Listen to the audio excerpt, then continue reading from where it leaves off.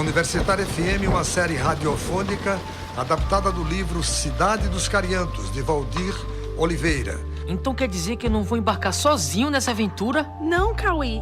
A gente vai junto para enfrentar o que der e vier. Ponto de partida, Recife. Nessa viagem, tudo pode acontecer. Lâmpada? Sim, lâmpada. Por que o espanto?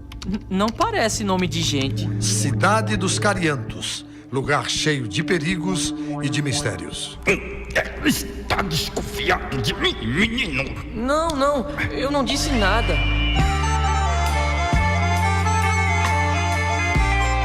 Cidade dos Cariantos, de 4 a 8 de junho, 18 horas, na Universitária FM. Incentivo Funcultura. Vamos prestar atenção, que vai começar a história. Palavras no Ar, um programa de entrevistas e histórias da tradição oral dos 5 cantos do mundo. Domingo, às 9h30 da manhã, aqui na Universitária FM, nossa rádio pública. Palavras no ar.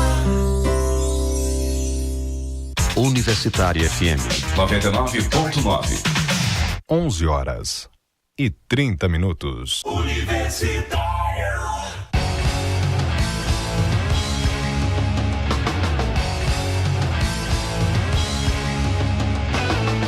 Programa Fora da Curva, jornalismo, crítica e diversidade. Bom dia, ouvintes das rádios universitárias 99 FM e 820 AM. Hoje é 23 de maio de 2018, são 11h30 e está começando agora mais uma edição do Fora da Curva, que vai ser reprisado às 9 da noite na nossa rádio pública. Eu sou Paula Reis, jornalista e professora de comunicação da UFPE. Nosso programa também é transmitido ao vivo pela nossa página no Facebook e pela página 99 Universitária. Convido você a compartilhar a transmissão ao vivo ou o vídeo do programa após a transmissão e a participar enviando perguntas e comentários pelas redes sociais. E a gente está fazendo uma campanha, o jornalismo que eu quero. Qual é o jornalismo que você quer? Conta pra gente, é só enviar um vídeo curtinho, de mais ou menos 30 segundos, em qualquer formato, vertical, horizontal, diagonal, o que seja, e enviar para a página oficial do programa, que é o facebook.com/programa Fora da Curva, dizendo o jornalismo que eu quero. As melhores respostas serão exibidas nas nossas redes sociais. O nosso jornalismo aqui você já conhece, é crítico, posicionado e honesto. A ONG Gestos, parceira do programa Fora da Curva, trabalha com temas como soropositividade, comunicação e gênero. Ela está completando 25 anos de atuação e comemora com uma super festa no Clube Atlântico de Olinda, no primeiro dia de junho, 1º de junho às 11h30 da noite, esse aniversário. Até sexta-feira vamos sortear um par de ingressos por dia. Para participar, basta apenas seguir o Instagram do Programa Fora da Curva, e o da Gestos, @GestosPE. E marca 3 amigos. Então segue a gente e marca os amigos para concorrer ao sorteio diário de um par de ingressos para a festa. Ao final do programa, a gente vai dizer os sorteados. Após o escândalo do vazamento de dados pessoais do Facebook pela agência de consultoria política Cambridge Analytica, que usou dados de 50 milhões de pessoas para enviar mensagens persuasivas e favorecer a eleição de Donald Trump nos Estados Unidos, a questão da regulação do uso dos dados pessoais na internet acendeu o sinal de alerta. Se já sabíamos que a privacidade dos usuários da rede estava em risco, esse escândalo lançou a urgência de uma lei que regulamente o uso dos dados pessoais e respeite a privacidade do cidadão. Aqui no Brasil, há uma discussão ainda tímida no Congresso Nacional. 3 projetos de lei estão tramitando nas comissões especiais e ainda vão entrar em discussão no plenário. Por isso, o programa de hoje pergunta: como regular o uso dos dados pessoais na internet?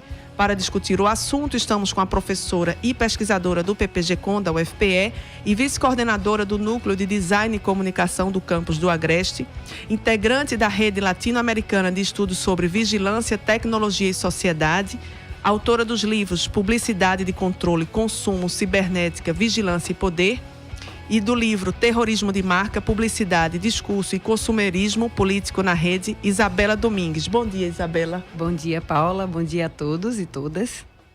Também estamos com a advogada do Instituto de Pesquisa em Direito e Tecnologia do Recife, IPREC, Raquel Saraiva. Bom dia, Raquel. Bom dia, Paula. Obrigada pelo convite. E também estamos com o bacharel em Direito e membro do IPREC, André Ramiro. Bom dia, André. Bom dia, Paula. Agradeço esse espaço e o convite. Para a gente logo começar entendendo melhor o que é o IPREC. Bom, o IPREC, o Instituto de Pesquisa em Direito e Tecnologia do Recife, é uma organização sem fins lucrativos, né, representante da sociedade civil, recém-fundada, do começo do ano, cujo objetivo é tentar aproximar um pouco mais a sociedade, em geral, de pautas críticas relativas ao desenvolvimento da internet, da formulação de políticas públicas que vai impactar a internet. Então, muitas vezes, a sociedade sai à revelia dessas decisões, então a gente tem a missão de procurar aproximar essas pautas, que são, às vezes, muito específicas e muito discretas, da sociedade em geral. Então, tem um papel um tanto quanto educador e político, né, de atividade política constante. Beleza, vocês vão ter muito a colaborar aqui, contribuir com o nosso debate aqui hoje. A gente está fazendo uma enquete no Stories do Instagram. Quem quiser participar, responde a pergunta de hoje. Você acha que seus dados pessoais estão seguros nas redes sociais? Ao final do programa, a gente vai dar o resultado. Você também pode nos enviar relatos em que teve sua privacidade violada na rede. Isabela, tem uma frase que já virou clichê que diz: dados são o novo petróleo. O que está acontecendo com os dados pessoais na internet? Como as empresas usam esses dados? Bem, a gente tem, desde o momento em que a internet passa a fazer parte da vida das pessoas, né, que ela adentra em todas as esferas sociais, uma reconfiguração do acesso à privacidade e à intimidade. Porque a partir do momento em que você passa a ter, já lá atrás, ainda na década de 90, por exemplo, o e-mail. A partir do momento que você tem um e-mail, esse e-mail faz parte de um grupo, né, detentor desses dados que circulam nesse e-mail. Então, se a gente acha que no meu e-mail eu só converso com quem eu quero, né, esse é um ledo engano.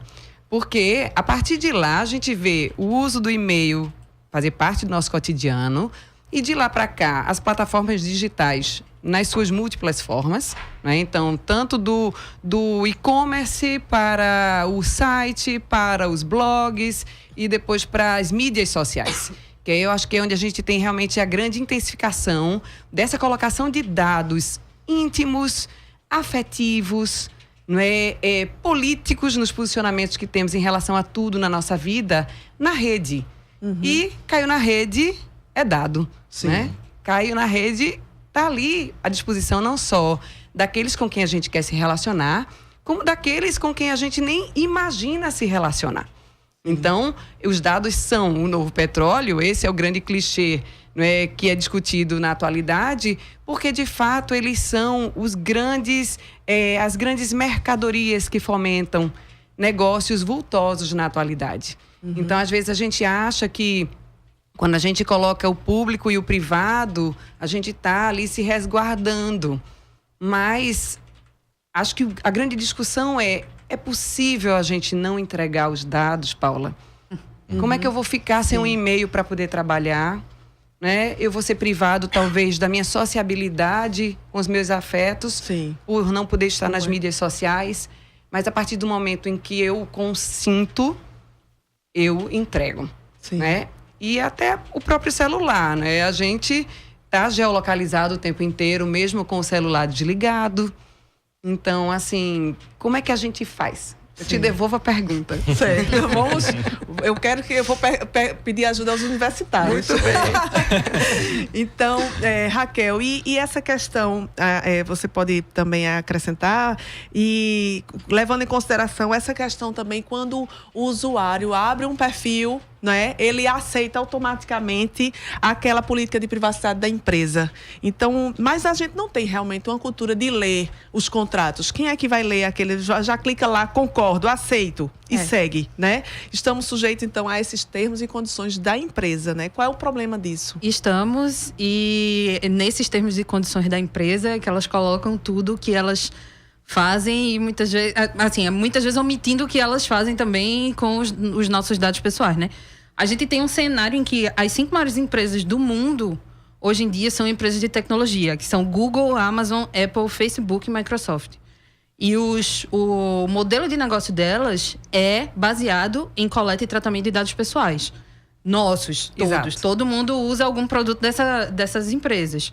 Então, quando a gente aceita, a gente compra um software da Microsoft ou a gente faz uma conta no Facebook e aceita aqueles termos e condições, a gente está sujeito.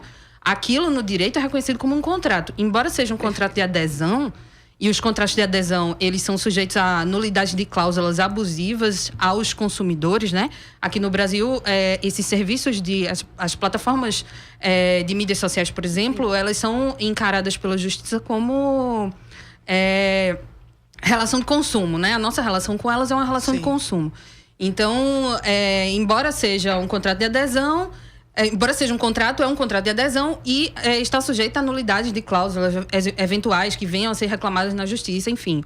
Mas a gente sim está sujeito a todo tipo de política que eles, assim, todo tipo de atividade que eles acham por bem fazer com os nossos dados. E eles estão, assim, a gente está fornecendo dados, a matéria-prima para eles, e eles estão ganhando dinheiro em cima disso. E só quem perde, na verdade, é o usuário, nesse caso. A gente está assinando um cheque branco, né? Com certeza. Desse jeito. Tipo isso. Eu queria fazer menção só, inclusive para quem tiver um pouco mais de curiosidade, a um documentário chamado Terms and Conditions May Apply. Enfim, para quem não quiser ter que lidar com estudos sobre... Sujeito a termos e condições. Exatamente.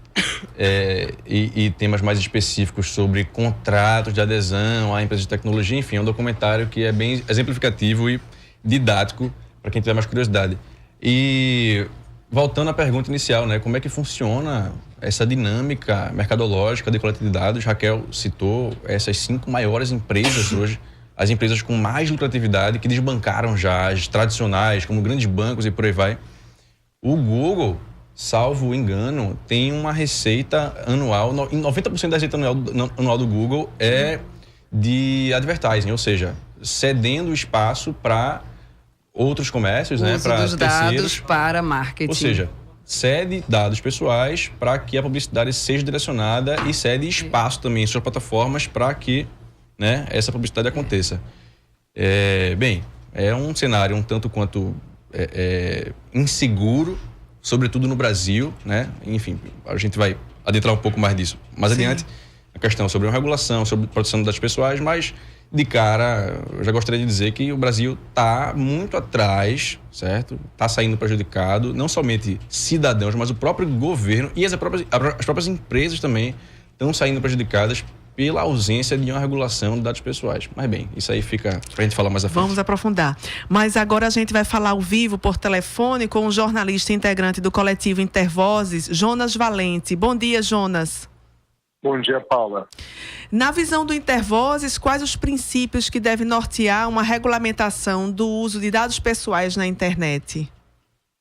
Paula, em primeiro lugar, agradecer pelo convite para que a gente possa participar desse programa. E esse tema é fundamental, que inclusive a gente está muito perto de aprovar no Congresso uma legislação sobre isso. E a gente tem essas grandes plataformas como Facebook, Google e todo tipo de empresa, hoje em dia até empresas de agricultura, atrás dos dados das pessoas. Ou seja, há uma pressão para que as nossas informações sejam transformadas em mercadoria e a gente nem seja pago por isso. O Intervoz não defende que as pessoas sejam pagas. Ele defende que a gente tenha uma lei que garanta a nossa proteção, como a lei europeia que entra em vigência nessa semana. Então, essa lei precisa definir muito bem o que é dado pessoal, inclusive aquele dado que talvez possa nos identificar. Essa lei precisa garantir que esse dado só pode ser coletado com o nosso consentimento, e esse consentimento não é um consentimento mais ou menos, ele tem que ser livre e expresso, a pessoa tem que dizer que autoriza. E aí, as hipóteses de tratamento em que a empresa coleta o seu dado e usa para outra coisa, que a gente chama de legítimo interesse, tem que ser exceções e não a regra. A gente também precisa ter uma responsabilização clara em relação às empresas que tratam os nossos dados se elas cometerem algum abuso. Essas empresas não podem, por exemplo, pegar os nossos dados aqui, levar para fora do país e tratar do jeito que elas quiserem. A gente precisa garantir que nessa transferência, no uso para outros países, que hoje é muito fácil, por exemplo, você ter um site, um data center, um centro de dados em outro país. Você precisa ter, sabe, que as regras que se aplicam ao Brasil também se aplicam a isso. E nada disso adianta, ou seja, nenhuma dessas regras vai valer se a gente não tiver uma autoridade, um órgão regulador forte e que possa aplicar sanções às empresas. Porque senão a regra está na lei, mas não vai ser aplicada na prática. Sim. Inclusive o coletivo Intervozes, né, está com uma campanha Seus Dados São Você. Como funciona e como a gente pode convidar as pessoas para participar dessa campanha? Exatamente. O Intervozes, juntamente com várias outras organizações na coalizão Direitos na Rede, lançou essa campanha exatamente para chamar a atenção da população para esse debate e chamar a população para participar da discussão dessa lei. Quem tiver interesse em conhecer mais sobre o assunto, pode entrar no site direitosnarede.org.br e conhecer a campanha Seus Dados São Você.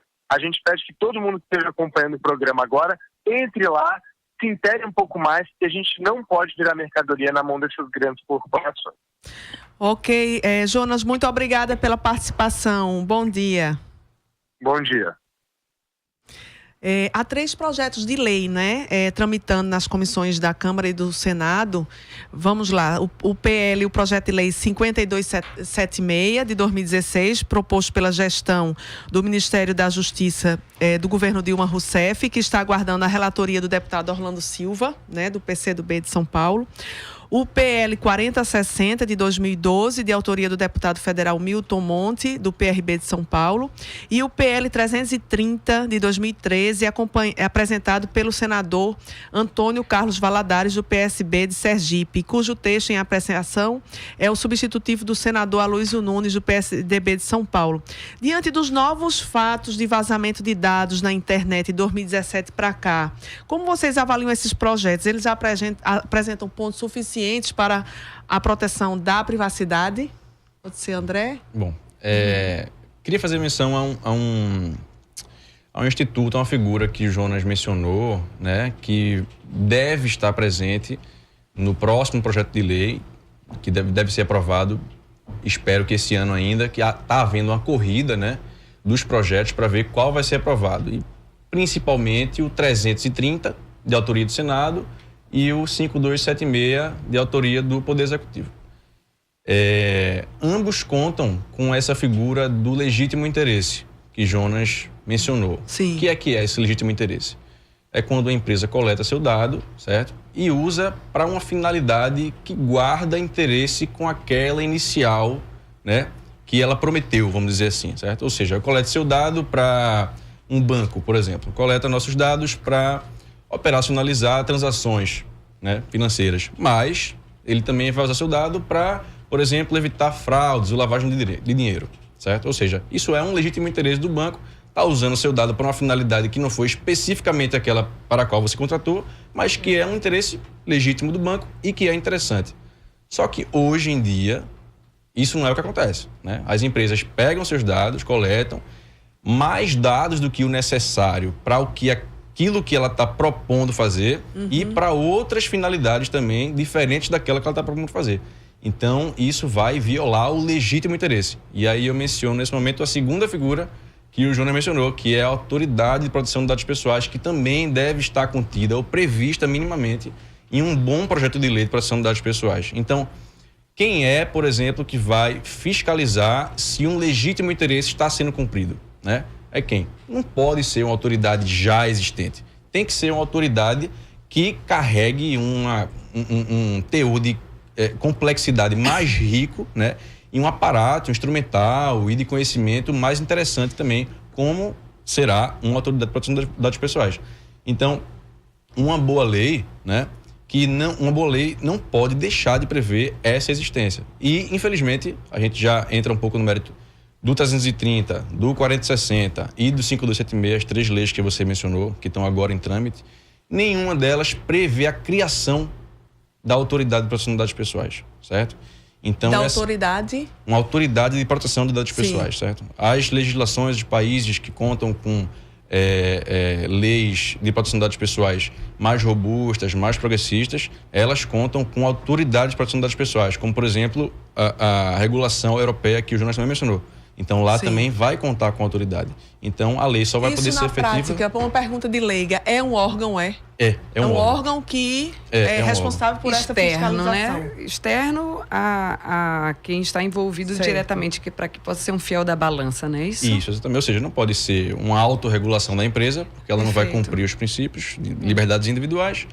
E, na minha opinião, também não pode ser um órgão completamente governamental. Tem que ser um órgão que tenha uma complexidade de setores envolvidos. Tanto empresarial, sociedade civil, né, também representada, tanto o governo... Quanto mais misto, melhor, né? Até porque essa relação Estado e empresas também, muitas vezes, tem um certo diálogo. Então, com certeza. Nessa perspectiva de incluir os cidadãos também. Exatamente. E isso é importante também porque o Brasil está pleiteando participar da Organização para a Cooperação e Desenvolvimento Econômico, a OCDE.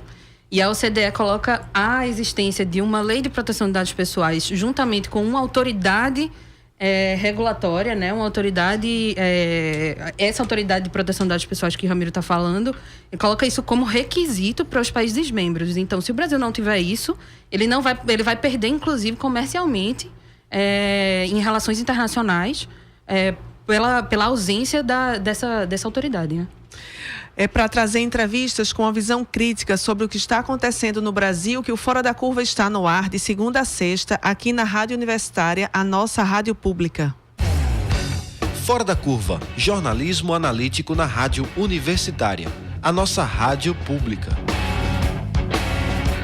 O Fora da Curva de hoje discute como regular o uso de dados pessoais na internet. Para você que sintonizou agora, nós estamos no estúdio com a professora de comunicação da UFPE e autora do livro Publicidade de Controle e Consumo Cibernética, Vigilância e Poder, Isabela Domingues, e com os especialistas em direito, André Ramiro e Raquel Saraiva.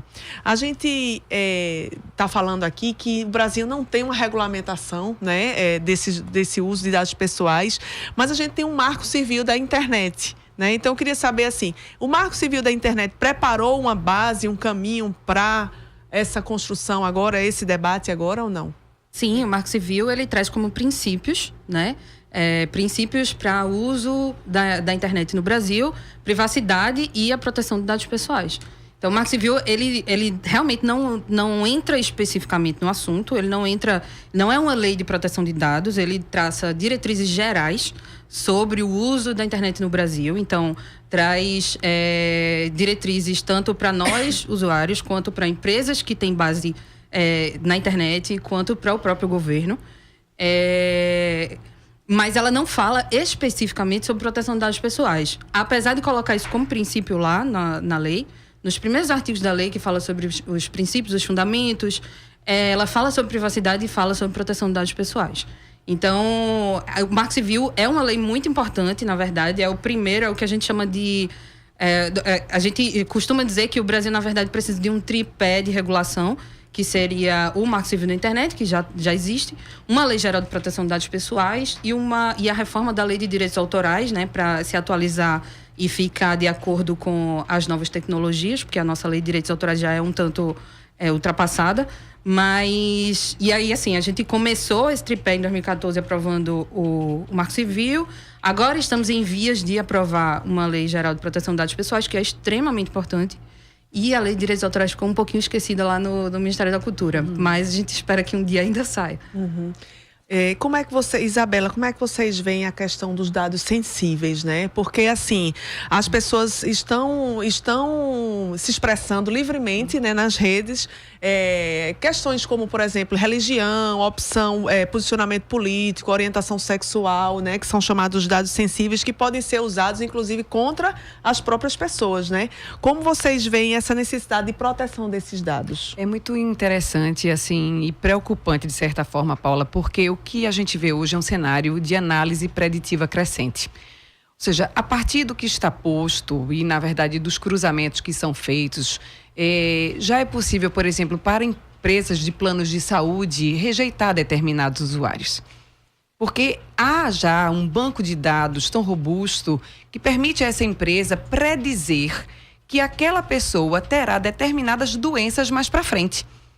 Então, ela já, né, Isso em função do que ela mesma publicou sobre si própria. Exato, porque existe a possibilidade de, a partir dos cruzamentos que são feitos de informações e dos estilos de vida que estão postos e publicados, e na verdade um cruzamento que vem também de outras bases de dados, porque veja, se você puder acessar bases de dados diversas, não somente as mídias sociais, você vai formando um perfil daquela pessoa que te possibilita, inclusive, saber predizer, não é, o que poderá, com grandes chances estatísticas, acontecer a ela.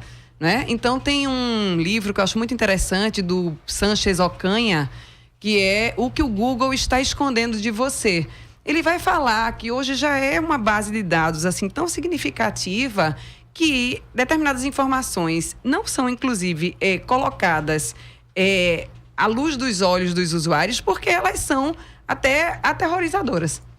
Né? Do que é que a gente tem hoje de capacidade com essa base de dados, esse cruzamento tão refinado e complexo de poder predizer. Né? Tem um videozinho na internet que eu acho curioso, que é, se vocês colocarem lá no Google, vidente na Holanda, se não me engano é isso, me ajuda aí, gente. Que é uma ação que foi feita de conscientização dos cidadãos em relação à exposição nas mídias sociais e da inserção dos seus dados ali, né, aos olhos de todos, que um vidente ele vai dizer, você vai acontecer isso na sua vida, ou você tem determinadas questões mal resolvidas e tal. E ele, na verdade, o que ele fez foi até dar uma panorâmica, só um sobrevoo, ele nem cruzou dados, né, muito mais complexos. E a gente está colocando ali, não está tendo a dimensão do quanto isso está sendo reutilizado, talvez, contra nossos próximos passos. Né? Então, isso é extremamente preocupante, porque esse viés preditivo é algo muito forte relacionado a essa questão do mercado de dados pessoais. Sim. Daqui a 2 dias, no dia 25 de maio, né, vai entrar em vigor a Regulamentação Geral de Proteção de Dados na União Europeia. No embate entre a liberdade empresarial e os direitos dos cidadãos, venceram os direitos dos cidadãos. Como funciona essa lei na Europa e em outros países? Temos muito a aprender com outros exemplos, André. Certamente, Paula. A Europa agora vai aprovar uma revisão da sua regulação de dados pessoais, né? Já há uma regulação de dados pessoais que data da década de 90 na Europa. Então, assim, ela já há muito tempo está na frente do Brasil em algum aspecto e agora está havendo uma revisão justamente diante do desenvolvimento tecnológico que houve nos últimos 20 anos. Então, não poderia estar mais certa. E a Europa também não é o único paradigma de proteção de dados pessoais, certo? Mais de 120 países no mundo já têm leis de proteção de dados pessoais. Na América Latina, por exemplo, você tem praticamente todos, certo?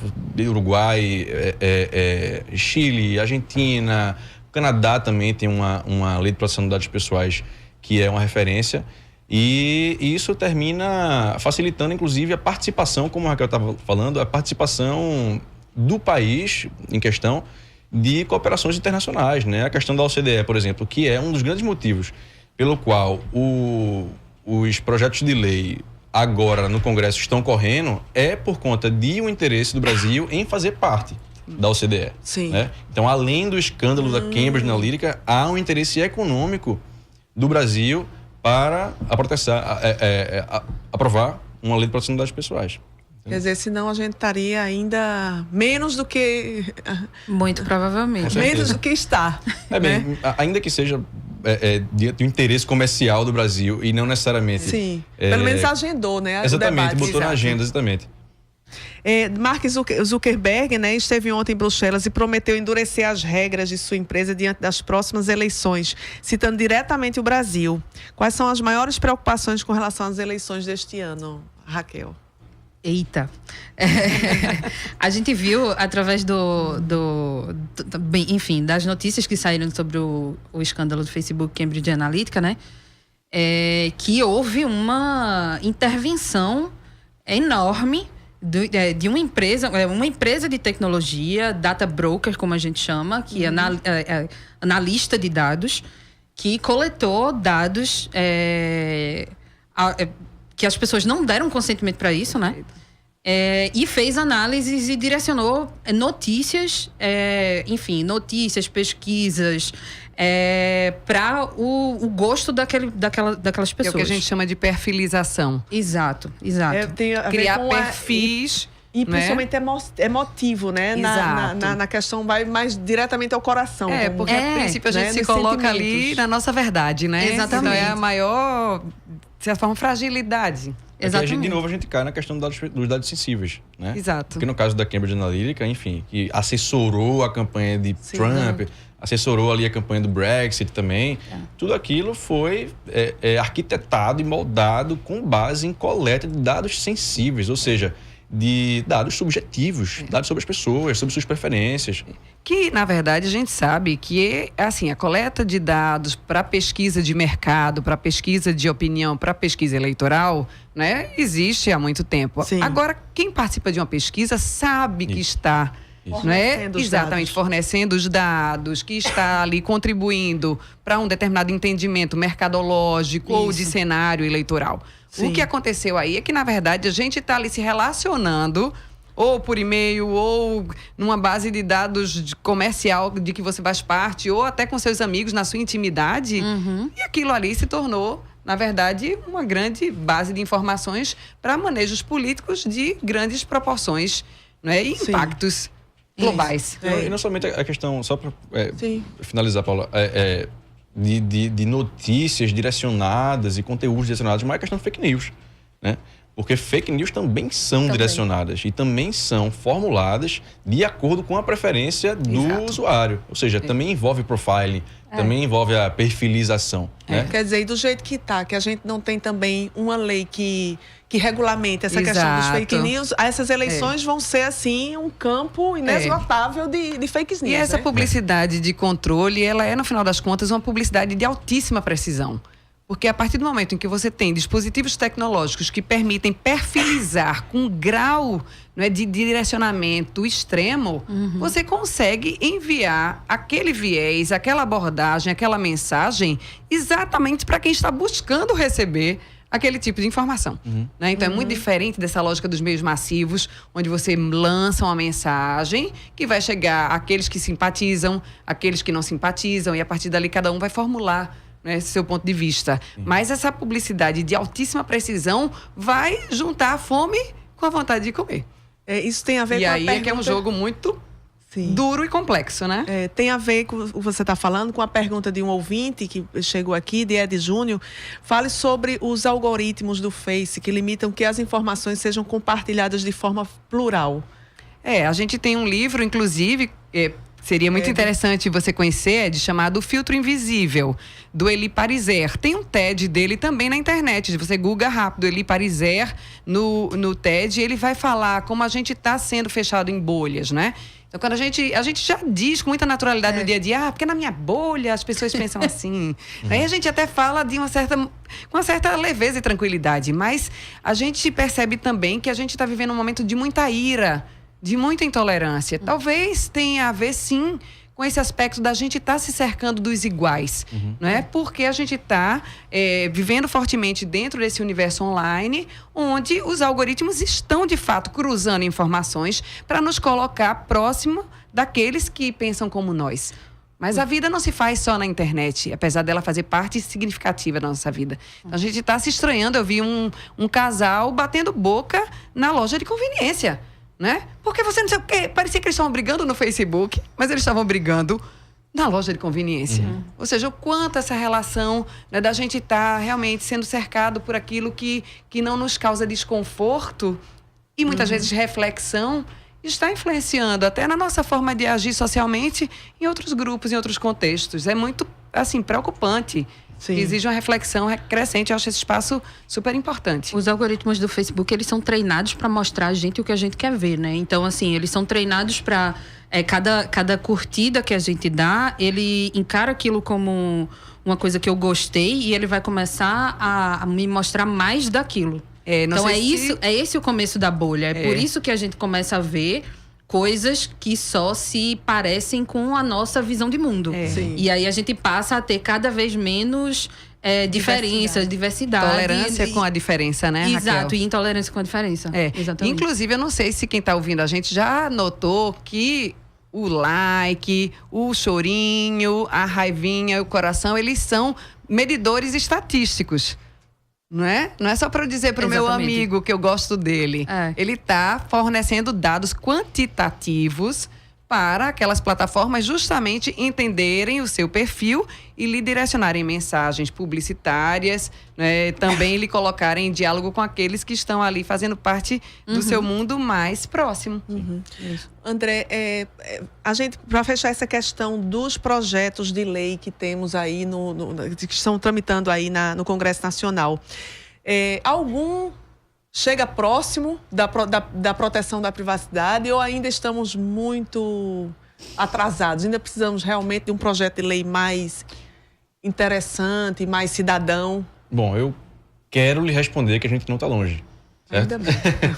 Gostaria, né? Enfim, bastidores do Congresso é um negócio assim que ninguém conhece bem e é feito mesmo para que você não conheça, né? A gente não sabe exatamente se a gente vai ter a aprovação de uma lei esse ano. Mas a gente tem leis robustas, sim, né? A 5276, por exemplo, de iniciativa do Executivo, é uma lei que já garante, né, a autodeterminação do usuário. Já caminha nesse sentido, certo? Apesar dessa lacuna sobre a autoridade de proteção, ela já abre cenário para a existência da autoridade e ela já abre cenário também para que a gente exercisse essa autodeterminação informativa. Falei um palavrão, não foi? Mas, enfim, para que a gente exercite a nossa autonomia sobre nossas informações, nossa privacidade. Mas o que é que vem ganhando a pauta esses dias é a questão do PL 330, que está correndo mais rápido do que, na minha opinião, mais interessante, o 5276 do Executivo. Por quê? Porque está havendo um lobby mais forte no Senado. Mas por que o 330 não é tão interessante quanto o 5276? Porque ele não confere ao poder público as obrigações que ele confere ao setor privado, certo? Então, por exemplo, se o 330 passar do jeito que ele está redigido hoje, então o governo não tem a obrigatoriedade, por exemplo, de ser transparente em relação aos cidadãos sobre se há dados coletados dos cidadãos, como estão sendo tratados, qual a finalidade. Então, o poder público vai se isentar dessa obrigação, certo? Então, a gente não pode considerar essa lei uma lei saudável, de forma que, né, assim, passa um cheque em branco para o poder público fazer o que quiser com nossas informações. Ou seja, a gente continua à mercê das regras privadas, né? Nesse Exato. 330. Exatamente. Né? A gente vai chegando ao fim e aí, para a palavrinha final de vocês, eu queria que vocês ajudassem ao ouvinte como é que eles podem se informar melhor sobre isso, sobre esse tema que a gente está discutindo e se proteger melhor os seus dados, se é que é possível. Isabela. Eu vou dar uma volta bem grande e vou bater na rapidinho retirada, bem rápido, da sociologia e da filosofia, por exemplo, do ensino médio. Eu acho que essa é uma questão que está sendo discutida no Brasil hoje, que é gravíssima, porque são essas ferramentas que nos possibilitam pensar o mundo criticamente. Então, eu acho que a gente tem a questão da legislação, que é fundamental, mas, acima de tudo, a gente tem que formar cidadãos que tenham um olhar crítico, não é? E que possam, na verdade, fazer leituras para além das evidências e das aparências. Então, eu acho que a gente precisa continuar nessa batalha no país para legislar, para regular, mas para, acima de tudo, permitir que os cidadãos brasileiros e cidadãs brasileiras tenham acesso a disciplinas de viés crítico e reflexivo. Eu acho que só assim a gente pode pensar realmente um futuro mais igualitário e mais democrático para o país, dando aos cidadãos condição de entender a realidade complexa em que eles estão inseridos. Ok, Isabela Domingues, professora da UFPE, pesquisadora do PPG-Com e vice-coordenadora do Núcleo de Design e Comunicação do Campus do Agreste. Muito obrigada pela participação. Muito obrigada a você, Paula. Parabéns pelo programa. Obrigada. Raquel Saraiva, o que é que você pode orientar aí o nosso ouvinte? Eu acho que a minha orientação no sentido mais prático, mas complementando o que a Isabela falou, é procurar assim, pensar um pouco nas coisas que a gente compartilha nas redes sociais, nas plataformas de tecnologia, de uma forma geral, assim. Eu acho que esse senso crítico que a Isabela falou é importante, e existem também alternativas ferramentais, né, tecnológicas, que podem ajudar os usuários a fazer isso. Então, procurar buscadores alternativos, procurar e-mails alternativos, criptografados. Existem, sabe, ferramentas desse tipo. Depois a gente, então, grava um vídeo contigo para tu tá dar bom. todas as dicas do programa. Tá certo. Muito obrigada, Raquel. Obrigada, Paula. E André, rapidamente. Bom, eu peço para que o povo observe o que está sendo noticiado, né, todos os dias. Você vê aí Zuckerberg pedindo desculpa até hoje, né, pelo mau tratamento que o Facebook fez de seus dados. Você vê vazamentos de dados massivos no mundo inteiro. Você vê fake news. Tudo isso é resultado de uma displicência, tanto governamental, quanto empresarial, quanto cidadã em relação à privacidade. Sim. Então, observemos, né, e militemos para aprovação de uma lei o quanto antes. Isso vai melhorar o cenário, certamente. Obrigada, André Ramiro, pesquisador da IPREC, Raquel Saraiva também da IPREC. Bem, então, agradeço a participação de vocês. A pergunta que fizemos hoje, você acha que seus dados que seus dados pessoais estão seguros nas redes sociais? Teve 100% não, né? Pelo menos o pessoal que está ouvindo a gente está alerta, né? Consciência. E quem foi o sorteio, né, dos ingressos para a festa das Gestos foi Adriana.Silva91, tá? Então depois entre em contato aí através das nossas redes sociais para saber onde vai pegar o ingresso.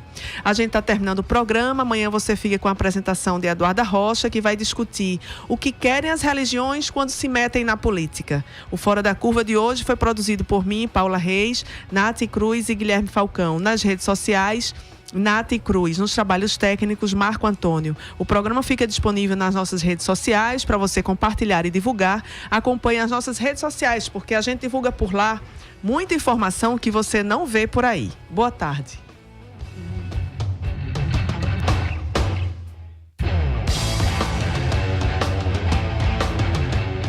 O programa Fora da Curva é uma realização do Departamento de Comunicação Social com o apoio do Departamento de Sociologia, do Núcleo de Design e Comunicação do Centro Acadêmico do Agreste e do Núcleo de Rádio e TV Universitária.